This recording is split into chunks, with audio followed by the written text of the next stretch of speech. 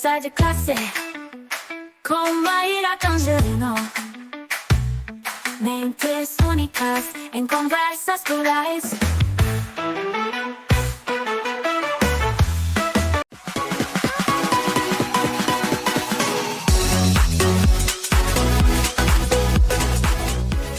Olá, pessoal! Boas-vindas a mais um episódio do Conversa de Classe. E vocês sabem, né? Esse é aquele espaço que a gente debate ideias, troca conhecimentos e, com certeza, conhecimentos que fazem diferença na educação. E hoje o tema é muito importante, né? Eu já disse para vocês, a educação infantil é meu chão, foi onde eu comecei, e a gente vai falar exatamente sobre esse universo, sobre as práticas significativas de aprendizado na infância. E para falar desse tema, eu tenho a honra de receber uma professora. A gente se conheceu em formação e a admiração por ela, assim, foi instantânea. Ela é uma educadora de referência, ela tem uma experiência muito ampla na educação básica, também é gestora escolar e faz formação de professores. A gente vai explorar esse tema tão importante da infância com a professora Ana Paula Felipe. E eu já combinei aqui com ela nos bastidores que eu vou começar aí mandando já a primeira pergunta. Ana, você tem uma trajetória que é impressionante no campo da educação. Você sai lá desde a sala de aula até a gestão e formação de professores. Eu gostaria de saber, na sua visão, quais são os pilares que tornam uma prática educacional realmente significativa para as crianças na educação infantil nos anos iniciais. Professora Ana Paula Felipe, com muita honra, seja bem-vinda ao Conversa de Classe. Obrigada, Maíra. É uma honra estar aqui com você, né? Realmente a recíproca foi verdadeira logo que nos conhecemos, porque Maíra, ela traz aí essa inovação necessária para a educação, né? E aí a gente, de cara, se apaixona. Então, Maíra, gratidão, né? Como já falei, por estar aqui contigo. E sobre tornar a prática significativa na infância, eu acho que parte do que nós chamamos de pilares de educação infantil, que é a interação e a brincadeira, né? Então, acho que a infância é brincante. Então, não tenho como pensar na aprendizagem para crianças se eu não começo da interação e da brincadeira. E, a partir daí, né, as aulas ficam mais significativas e as crianças encontram possibilidades que nós, enquanto adultos, não conseguimos prever. Então, é um movimento muito lindo e eu acho que esses pilares, né, são essenciais para que tudo isso aconteça na prática, no dia a dia, nas nossas salas de aula de educação infantil no nosso país, né, em toda essa diversidade que temos. Ana, e bacana você trazer isso, né? Eu sempre conto para os entrevistados que o nosso público aqui é um público de docente, então tem muita gente que já está aí no chão da sala de aula há muito tempo, mas também tem muitos graduandos que assistem aqui o Conversa de Classe, né? E aí eu sempre digo que é importante a gente lembrar, né, que a infância, a educação infantil, a infância no Brasil, ela está estruturada, como você muito bem colocou, né, nesses pilares, e que qualquer prática, né, e tudo que a gente desenvolve precisa partir aí exatamente desse orientador, né? E você tem uma formação muito grande, né, na docência, você já passou aí por várias áreas, se você quiser comentar um pouquinho aí também fica à vontade, tá? Mas eu queria te perguntar o seguinte, né, como que você acredita que os educadores podem alinhar o desenvolvimento emocional das crianças com os objetivos pedagógicos e se existe aí um equilíbrio entre incentivar o aprendizado e respeitar o tempo da infância? Esse equilíbrio é necessário, né? Precisa existir. Quando ele não existe, não é significativo. Sabe aquela coisa que às vezes os pais trazem? Eu não sei por que meu filho não quer ir para essa escola. Essa situação possivelmente, né, nasça dessa questão da escola não ser significativa para a criança, né? Então, quando eu penso, né, nessa dinâmica, nesse equilíbrio, primeiro, né, eu preciso identificar o que o meu aluno gosta, né? Eu acho que essa é uma premissa essencial. O começo de conversa é esse, né? Lá na escola, a gente trabalha muito essa parte do diagnóstico, que ela é essencial para a gente dar continuidade, né, ao processo de planejamento em sala de aula. E aí, o desenvolvimento de habilidades socioemocionais, Maíra, é crucial, porque quando eu tenho alguém fortalecido emocionalmente, aí essa pessoa não tem limite, né? Porque hoje o conhecimento está em todos os lugares, bem diferente da nossa época da educação infantil, né? Eu li antes de ir para a escola.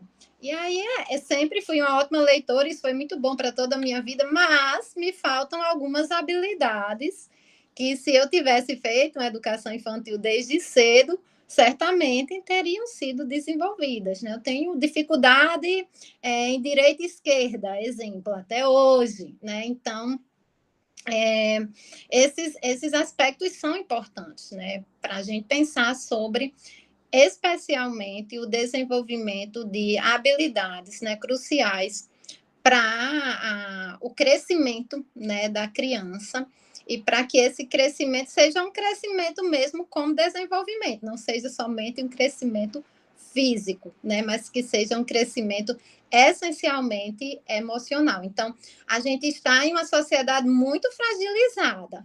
A cada dia mais nós precisamos discutir sobre a importância de trabalhar o fortalecimento dessa criança, né? Então, na nossa escola, a gente tem um projeto socioemocional e semanalmente nós desenvolvemos, né, as habilidades socioemocionais das crianças a partir de um dado tema, né?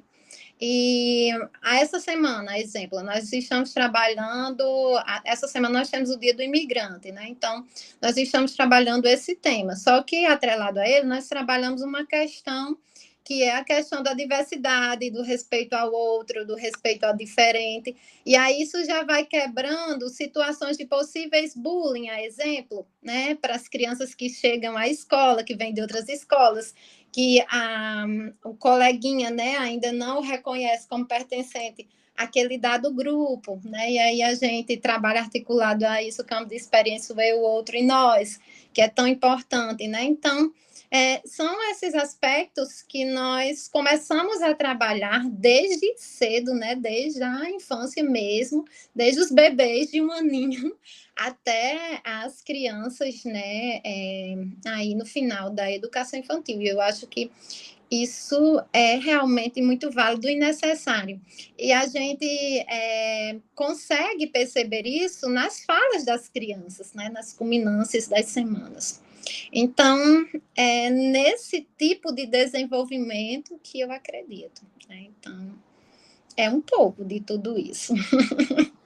E Ana, que lindo, né? E que bom. Eu sempre falo também para o pessoal assim que faz toda a diferença a gente ouvir de um lugar da prática, né? E a gente estava conversando um pouquinho antes de começar aqui a gravação da entrevista, e eu falava disso, né? Que a ideia é a gente poder trazer, conectar pessoas que pensam dessa forma, né? Que olham para a educação, mas desse ponto de vista, né? E você está falando do seu olhar aí de quem está ali no chão da escola todo dia, né? Mas você é multifacetado, né?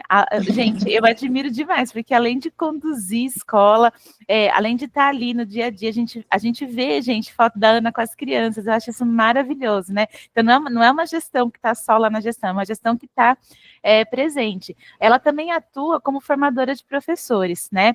Eu quero te perguntar, quais são os principais desafios que você acha que as educadoras e os educadores enfrentam na implementação de práticas inovadoras para o aprendizado da infância? E como que você acha que a formação continuada ajuda a superar esses desafios? Tem um ponto aí, Maíra, que a cada dia mais fica perceptível, né, na nossa ótica, que a dificuldade que nós ainda temos de quebrar a ideia escolarizante para a educação infantil, né? Então, a gente começou aqui conversando que a educação infantil tem dois pilares, a interação e a brincadeira. Então, eu preciso pensar uma aula para a educação infantil nessa perspectiva.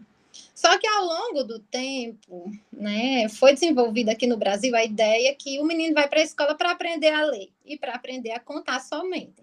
Isso também acontece, mas precisa acontecer a partir de experiências, né?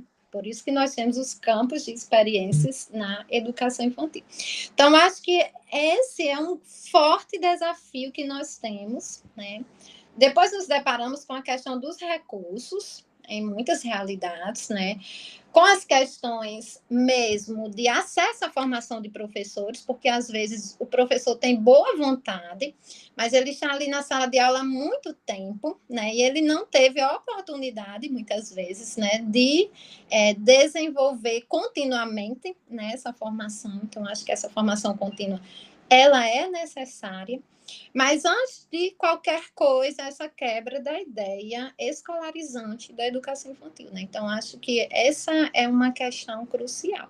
Então, nos deparamos com todos esses desafios, mas nos deparamos também com muitos professores com boa vontade, aqueles que estão há 20 e tantos anos na sala de aula e que ainda querem a cada dia mais aprender, né? A cada dia mais trazer uma prática significativa para a infância. E para estar, né, no chão da sala de aula, na educação infantil, você precisa amar estar ali. Eu não trago essa ideia da profissionalização somente por amor. Não. A remuneração é necessária, a valorização do profissional crucial. Porém, é necessário ter afeto, né, nessa prática e um afeto positivo, né, que contribua aí com todo esse desenvolvimento da criança. Então, eu defendo, enquanto formação de professores, a ideia da continuidade, né? A ideia de pensar que esse espaço é um espaço que precisa ser dialogado continuamente, né? Eu, às vezes, digo, gente, a gente precisa se desconstruir, construir, reconstruir todos os dias, né? Então, isso é super necessário e o espaço da educação infantil, ele traz essa oportunidade mesmo, né? A gente aprende com as crianças fazendo como ninguém, né? Então, quando a gente explora tudo isso, o resultado certamente será um resultado positivo, né? E interessante. Mas é um pouco disso que a gente acredita, e eu acho que essa discussão ela é muito ampla, né, e muito sensível para os diversos espaços, né? Então, do lugar que eu falo, eu sei que é um lugar de privilégio, né? Existem outros lugares com inúmeros desafios, né? As realidades das famílias, né, impacta bastante aí em todo esse processo, né? São desafios também que os professores encontram continuamente nas escolas e que nós não podemos, né, romantizar tudo isso, mas também não podemos só ver o problema, né? Precisamos também buscar possibilidades. E eu sempre, né, sou defensora dessa ideia das possibilidades, do que temos para melhorar. Perfeito, Ana, que mensagem maravilhosa, né? De enxergar aí os dois lados das potências, né? E claro, a gente sabe que a educação a gente tem muito a construir e acho que o espaço do diálogo é fundamental, né? É por isso que eu também defendo, né? Que a gente tem que dialogar, mas não dialogar de um lugar de só essa pessoa sabe e o resto todo não sabe. Não, é muito diferente disso, né? É dialogar de fato, né? Ouvir e poder falar e na mesma medida. A gente está caminhando aqui para o finalzinho da entrevista e tem uma pergunta aqui que eu acho que não dá para não fazer, né? Não dá para a gente não tocar nesse tema das transformações tecnológicas e sociais que têm acontecido aí no dia a dia da humanidade e, obviamente, que isso vai resvalar lá na escola, né?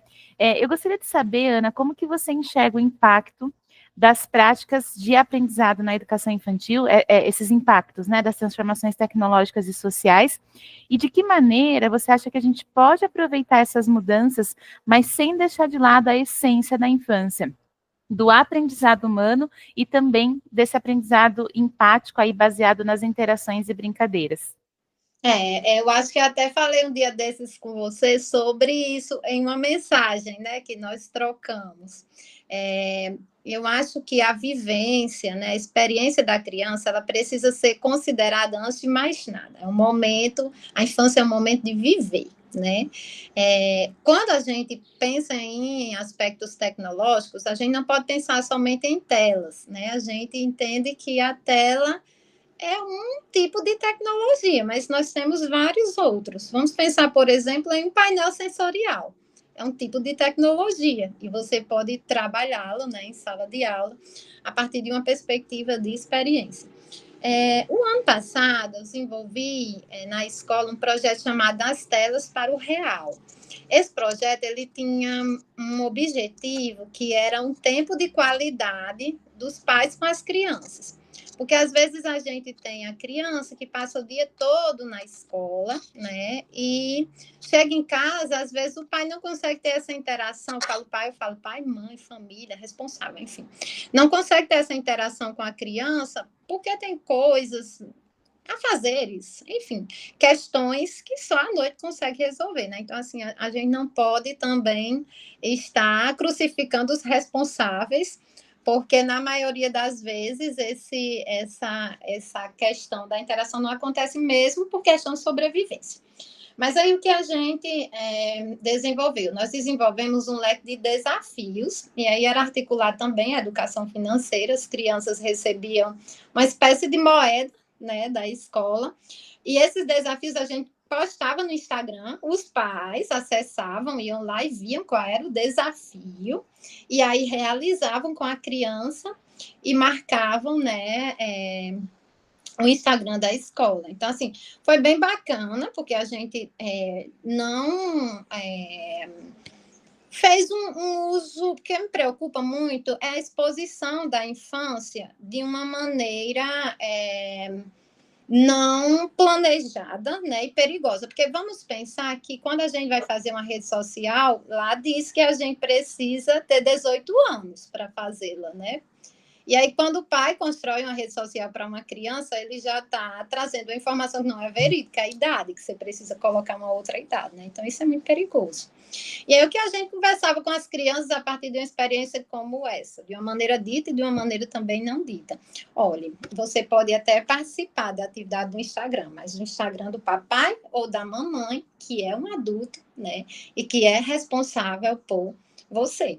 E aí não era só uma questão de fazer o uso indevido, né, da mídia, das tecnologias, mas de fazer um uso com propósito. O propósito era o tempo de qualidade da criança, né? Então, assim, esse é um exemplo de uma prática, até porque, como você diz, o público aqui é bem versátil, né? Desde pessoas que estão no chão da sala de aula, até aqueles que estão aí na universidade e nos espaços diversos, né, de formação de professores, que isso é bem bacana. Então, eu acredito sim que esse uso é necessário, que nós podemos aproveitar ao nosso favor, mas nós não podemos, nós temos que ter um cuidado para não roubar a infância, né? A infância é vivência, né? Então, espero que tenha sido clara, né, com a minha opinião sobre isso. Esse é um tema super polêmico, né? Mas eu acho que é importante, antes de mais nada, a gente entender que a infância é vivência. E o que vier para essa vivência precisa fazer sentido e precisa garantir essa experiência de sentir, porque esse momento não volta e passa muito rápido. É verdade, né? Se a gente for comparar com a vida de um adulto, os adultos vivem cada vez mais, a infância fica sendo uma fração cada vez menor, né, da nossa existência. Ana, você foi clara e foi maravilhosa nas suas respostas, e acho que esse é o espaço mesmo da gente colocar aquilo que a gente vivencia, acredita, né, e principalmente que a gente vislumbra, né, para o nosso dia a dia. Eu queria te agradecer pela generosidade, pela fala tão gostosa, tão gostoso te ouvir, não queria nem encerrar a entrevista, mas a gente precisa encerrar, né? E eu queria te perguntar, você quer deixar uma mensagem de finalização para o pessoal que está assistindo a gente? Ai, quero, sim, independente, né, de quem esteja aqui nos assistindo. Mas se você tem um contato com a infância, tenha, antes de mais nada, um olhar cuidadoso. Estamos aí quando convivemos com a criança, nós estamos aí contribuindo com o futuro, né, da nossa nação. Então, essa é uma pessoa que pode vir a cuidar da gente, a exemplo, se a gente, no final da vida, não tiver filhos. E aí, alguns profissionais, né, irão cuidar da gente, possivelmente essas crianças que estão aqui. Mas não somente, eu trago isso como uma brincadeira, né, gente? Mas não somente pensando na gente, não vindo pela vertente egocêntrica, né? Mas pensando mesmo que são essas pessoas que são pessoas pequenas, né? Que serão os grandes construtores do futuro. Então, estar na infância é estar conectado com o futuro. Que lindo, né? Então, que a gente não esqueça disso nem um segundo e que possamos, né, entregar o melhor que pudermos enquanto profissionais que atuam com e na infância. E sou muito agradecida ao universo por ter essa oportunidade, né? Eu acho que esse estado de poesia faz com que a gente esqueça aí todas as outras questões difíceis do processo, né? Maíra falava, eu percebo que você não é gestora só da gestão. Não, eu gostaria de ser do chão da escola o tempo todo. É que existem os processos que às vezes nos afastam, né, um pouco, mas que é muito gostoso, é maravilhoso tudo isso, e até mesmo quando a gente está lá analisando o desafio, aí a gente pensa nesse propósito, e aí isso encoraja, né, a gente para seguir. Então, Maíra, muitíssimo obrigada, foi realmente muito prazeroso falar com você aqui, parece que a gente está até conversando presencialmente, né, você traz aí essa serenidade, e isso é maravilhoso. Então, muito sucesso aí nos seus próximos diálogos, no seu projeto, e parabéns por essa linda iniciativa. Eu que agradeço, Ana. E, pessoal, a gente se vê no próximo Conversa de Classe. Até mais!